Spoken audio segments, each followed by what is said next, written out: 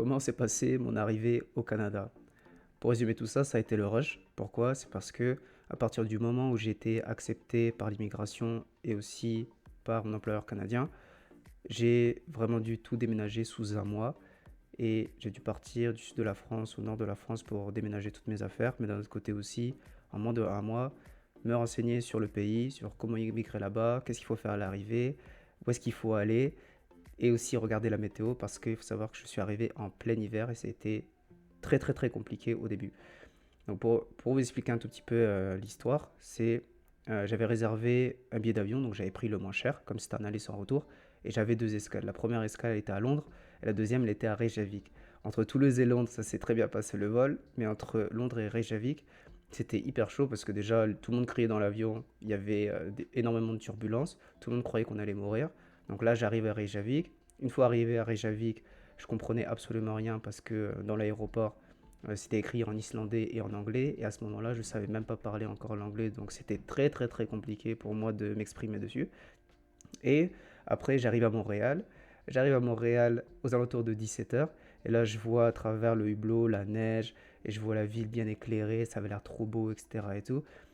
J'arrive à l'aéroport, j'arrive à l'immigration. Il faut savoir que c'était la première fois de ma vie que j'arrive à l'immigration. Et c'était une nouvelle expérience, mais ça avait l'air vraiment excitant et c'était super intéressant. Donc j'arrive à l'aéroport, à l'immigration, et là je donne vraiment une pile de documents, une grosse pile de documents comme ça, à l'agent d'immigration. Et il me pose différentes questions, mais des questions très très simples. Et comme justement j'étais stressé à ce moment-là, parce que c'était une nouvelle aventure, voilà, je quittais mon pays, etc. et tout, j'étais hyper stressé, je ne savais pas quoi lui répondre, et en plus, comme il avait un accent pour moi, l'accent québécois, je comprenais absolument rien.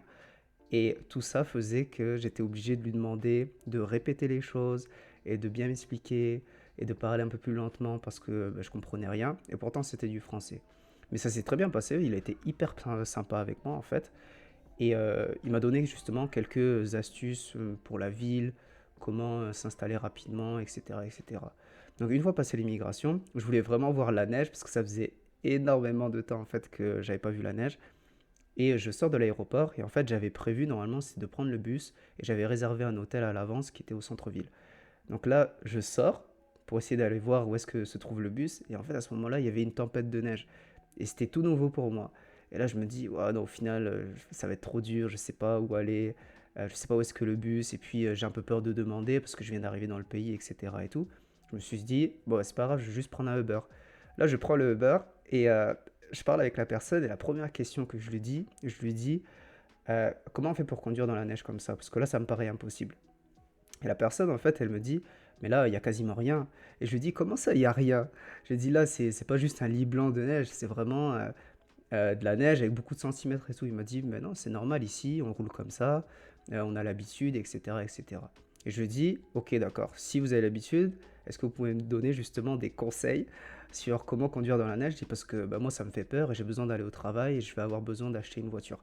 Et elle me dit, j'ai pas énormément de conseils à te donner, mais le seul conseil que je peux te donner, c'est d'avoir une voiture. Et une fois que tu as ta voiture, tu vas sur un parking la nuit et c'est là où tu t'entraînes en fait à rouler et tu fais des virages, tu vois, pour essayer de contrôler ta voiture, etc., etc.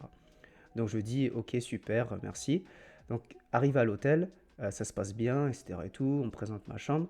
Et là je dis à la dame, est-ce que vous pouvez me dire où est-ce que se trouve justement le premier fast-food? Et elle me dit, ok, dans la rue, là, il y a des fast-food, tu vas voir, ça va être simple à trouver, etc. et tout. Donc je vais dans la rue, je sors dans la ville, et là je vois, il n'y a pas de voiture, il n'y a personne, ou très très peu de gens qui marchent.